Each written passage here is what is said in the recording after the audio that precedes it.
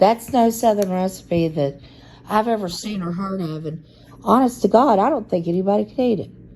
I didn't see it on anybody's plate.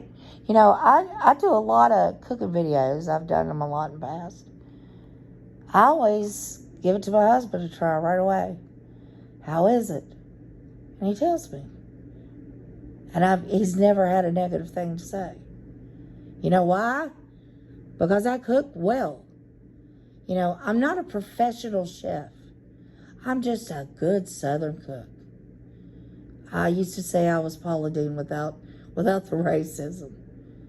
But that squash casserole was gross. You should be ashamed of yourself.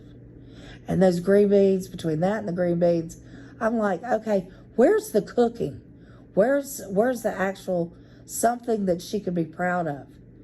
Well, you went to make the meatloaf. You managed to cut your thumb open. I never saw you wash your hands, which gave me the heebie-jeebies because I figured there's probably blood in that casserole, or in that meatloaf, rather. That's nasty. Nastiness. But you went right ahead and you put some chopped up stuff. I think you chopped up some more onions and put them in with the meat and salt and pepper and, whatever else you want to put in there. Most people put quite a bit of vegetables in a meatloaf, like green peppers and, all sorts of things. Not you. And in a meatloaf, you did put an egg, but what about the breadcrumbs or crackers to hold it together? No, you put some bacon at the bottom of a dish, and then you put that slop in there. That 3.5 pounds of hamburger meat that you halfway mixed because you had a sore thumb. That was just wrong. That was just nasty. So we have those two, or three, and you put the meatloaf in the oven. You cooked it at the wrong temperature, and it was just bad. But you said, I'm making a lot of it because people eat it around here. I don't know who does, but they need to have some real. And you put ketchup. Ketchup. Now that's ghetto. Ask anybody that really cooks. You don't put ketchup in meatloaf, especially with not a balance in the acidity. I use tomato sauce, but I use like an Italian marinara tomato sauce. So it has more spices and better seasoning, and it has a little Italian flavor. But I put bacon in mine, but I could put cooked bacon in mine. And then, I cover it and I cook it at, I think it's 375 I cook it at. And when it's done, and I know it's done throughout, and it takes a long time because that meat's thick, but then I put layers of cheese on top. That's the way you make meatloaf. So stop saying that you make the greatest meatloaf and all that stuff. No, you don't. You're not a cook. It's crap. What you should do, let Devin cook. I'd much rather see her pretty face on the camera. And you know what? I bet she'd be a lot neater cook and cleaner, more sanitary. Because you are gross. You are a walking germ factory. Now, we've got, oh God, wait a minute. I forgot the macaroni and cheese. Okay, I'm going to tell everybody how to make macaroni and cheese because it's so easy. You get several kinds of cheese, usually American, mozzarella, Parmesan. There's also Munster. Some people put blue cheese if they like that twang. I don't care for blue cheese, so I use the others. And what you do is you melt them down with butter. You use at least a stick of butter, and then you put in blocks of the different cheese. And you make a cheese sauce. And I add a little bit of flour and a little bit of milk, and I mix it up and make sure it's good and hot. Well, I cook the elbow macaroni, and then I drain it, and then I put it in a pan. I put it in a good size deep pan, and then the hot cheese mixture, cheese and butter and milk, and a little bit of flour, and I pour that over the entire mix of elbow macaroni, and then I stir it up, and I make sure that all of the noodles are covered. Okay, then because it takes a little bit for the cheese to soak through the elbow macaroni completely, that's why you put it in the oven. I cover mine with aluminum foil, or if I'm in another pan with a big lid, I'll put the lid on. But you put it in there and you let it cook, and you let that cheese go completely through the elbow macaroni. And then when you're about at the end, you take the top off and you brown it a little bit. And some people put cornflakes that have had butter put on them. They melt a little butter, they put the cornflakes in, and just dry cornflakes. And you mix it up, swirl it real quick, and you put it over the top and you let it brown. So you have a little crunch at the top. I don't know what the hell you were doing, because there was a lump of cheese here, a lump of butter there, dry ass macaroni that you could tell when you baked it got all dried out and awful. Your poor children, it's a wonder that they survive. Because if that's what they're eating, their digestive system, I guess they can go ahead and stomach that nasty bathroom. If you got to shit, you got to shit. But learn to make the stuff before you make a video on it. That would be smart. Okay? Now, I've been hearing how you said that every time I made a mistake or I said something, or, I was in a chat, and, sometimes I get drowsy. I've been very weak over the last year. I get tired easily. You said that every time, something happened, I was back in the hospital. No. You're not that important. And I don't care about your opinion. I think you're a fucking idiot. I think you're lazy. I think you're mentally ill. I know you're off your meds because you slipped up and let that go. I think you're more than bipolar. That's my opinion, my personal opinion. Don't try to say it's my professional. I love how everybody has come out, saying that I was counseling Les. No. And every time we would have a talk, and we would sit and talk sometimes for hours. I'd say, I'm not your counselor. I'm your friend. And she'd say, yes, I know. And I love you for it. And if you all hadn't done and said the things you did, I would have known when Les died. I would have been able to talk to her beforehand and maybe give her some comfort. And you know what? To give myself some ease, because she was my friend. She was my good friend. I'm the one who started raising all the money for her stuff, from her eyes to her computer. I bought her microphone. The professional blue microphone. Yeah, I bought that for her. I put most of the money in for her computer.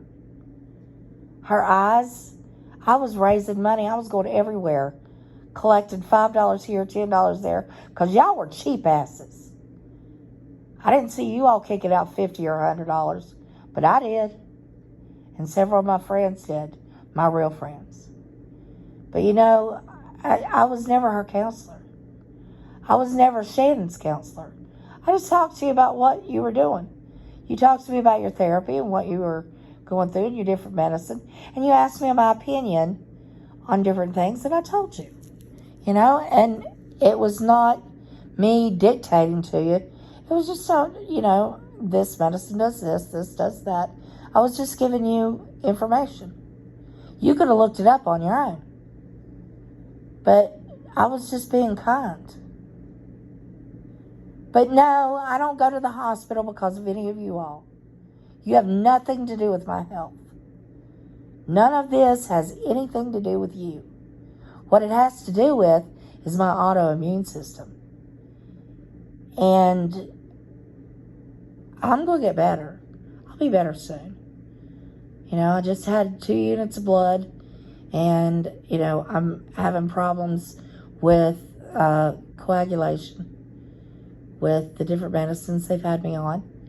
Basically, everything's been mix and match. And that's what's put me in the hospital. That and a broken leg and ankle. I had to learn how to walk again using a boot. But you all want to say, oh, Beth goes to the hospital all the time. Yeah, I have. But there have been reasons, and you're not one of them. And it's none of your business. Why are you bothering to talk about me? Do you have nothing better going on in your life? I don't think you do. You were at the damn beach talking about me, Shannon. Yeah, I went back and saw that. You were at the beach and couldn't keep me off your mind. Pirate couldn't either.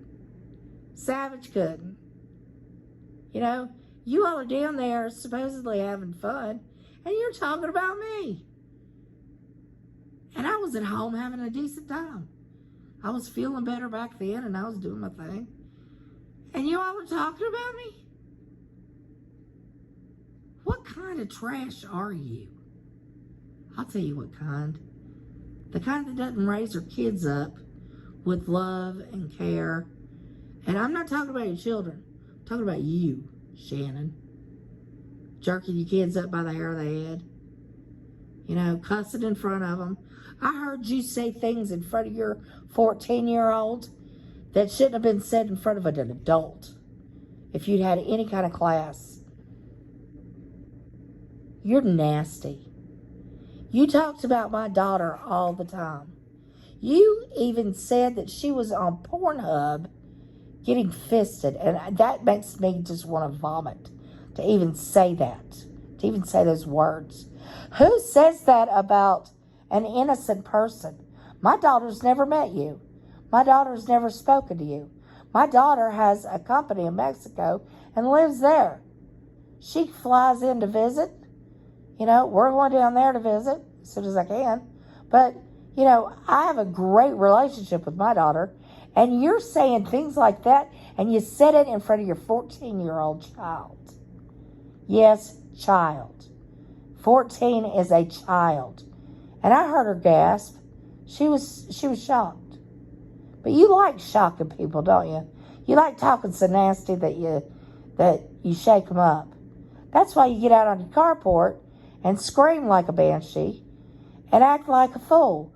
I pray every time I see that notification come up. And yeah, I get your notifications. I pray every time that one of your neighbors calls the law on you and tells you to shut the hell up. Because you're so loud, they can hear you down the street. You're that loud. And you scream and cuss like a sailor and say the most god-awful things about not just me, about Tammy, about other people, about G Mangoes. Yeah, you lost friends. You've lost a lot of them. Who are your friends? You think Savage is? Well, Savage dropped the ball on you, didn't she? She was supposed to have the video and audio where Mark Terry was saying something about your child. That never happened either. He didn't even know about your family. He knows nothing about your children. And he was innocent, totally. You know what? Savage tried to say, oh no, I've got it. I'll put it on my community page. Never ended up there, did it? Because it doesn't exist. And then she said, no, I never had it. I thought I was getting it. She tried to lie for you. Good job, Savage. You fucked up. You bet on the wrong horse. And G sees that too. That's why he doesn't allow you in his chat anymore. He doesn't want you in there.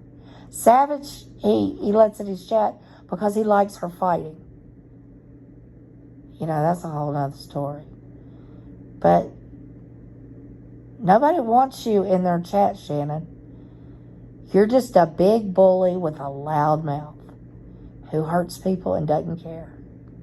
And you know what? You don't hurt me. You don't hurt my daughter. She doesn't know you exist. She doesn't go on social media.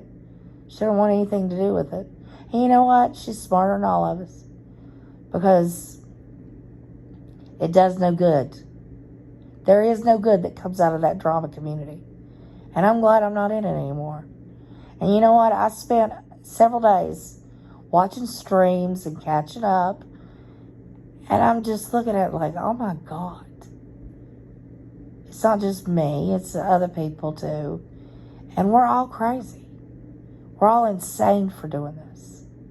You know what? That's why I'm stepping aside. I didn't get kicked off that pirate ship. By the way, there is no ship. I wish you all would understand that. There is no ship. It's just an imaginary thing. Just something that was made up. Because Pirate had her nickname from where she was with her friends. And they went to the pool and all that. They all had pirate nicknames. And she used hers as her moniker, as her name for her channel. And it got made up that there was a ship. There is no ship. You know, and Shannon, you trying to speak for other people, you need to watch that, because they don't want you speaking for them. They don't want you even speaking to them. So, Shannon, go get on that nasty carport. By the way, the thumbnail is going to be a picture of your carport. Oh, Lord, I love it. Just as nasty as ever. But you go get on your carport and you scream for a while.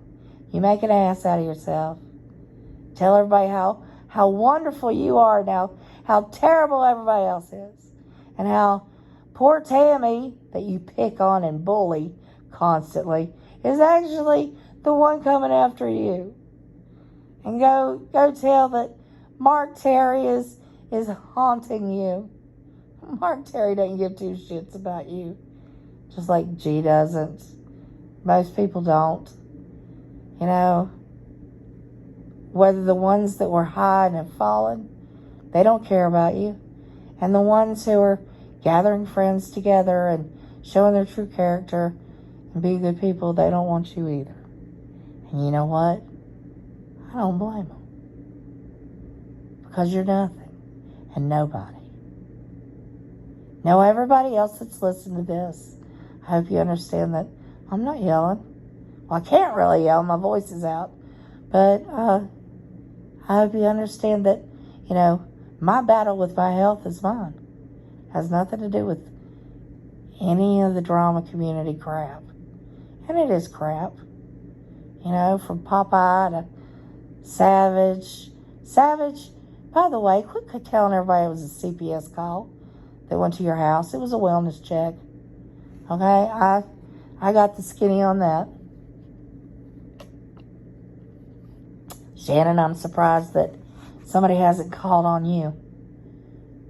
I really am. I don't do that sort of thing, so you don't have to worry about it for me, but if somebody calls, well, what are they going to do, really, if they called on you? Your daughter's 14, wearing shirts that tell everybody that she's bisexual, which I'm actually a pretty big supporter of the LGBTQ community. But at 14, you know, it'd be like putting on a t-shirt, I'm 14 and I suck dick. Because basically that's what her shirt said was, I'm 14 and I like to eat girls out. That's just nasty. You're nasty. You're gross. You have no class. You're nasty. But if somebody called on you, what are they going to see? You know, 14-year-old girl who could make a sandwich. She could make a bologna sandwich on her own and feed herself. A son that for some reason, and we haven't discussed this, but there's something wrong there.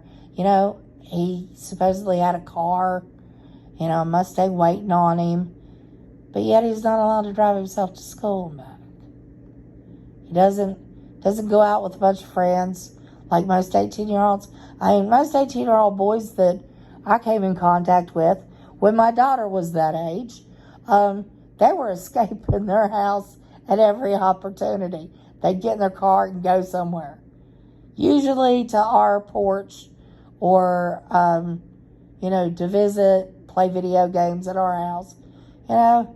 That's the boys that I know, good kids. But your son's at home. He's staying at home. He got a part-time job, but you don't talk about it anymore. So I don't know if he still got it.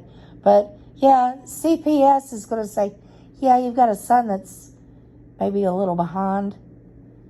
And you've got a nasty house. You've got a 14-year-old daughter who obviously doesn't help you clean the house. Devin, since Devin's been there, your stove's been cleaner in videos. And, I saw your sink, the dishes had been done. But they certainly weren't done when I was there. You had a nasty-ass sink full of slimy water. But that's neither here nor there. So nobody's calling anybody on you, Shannon. Unless you go outside and keep screaming. And then I hope the neighbors call. Now, everyone else, you have a wonderful day. And I'm going to try to upload this. Like I said, I'm in the hospital. The internet connection is not great. But I want you all to hear what I have to say. Alright? I'm only loading the second half of this. It quit in the middle. But I'm loading the second half of this. Shannon, keep my name out of your mouth. Papa, keep my name out of your mouth. Scabbard, keep my name out of your mouth.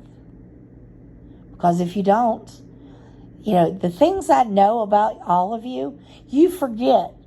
You told me a lot. And I've never said anything about it. But I might start dropping it if you don't shut up. And that's what you need to do. Mind your own business and shut the hell up. Now, everybody else, you have a wonderful day. And I'll see you on the flip side. Bye.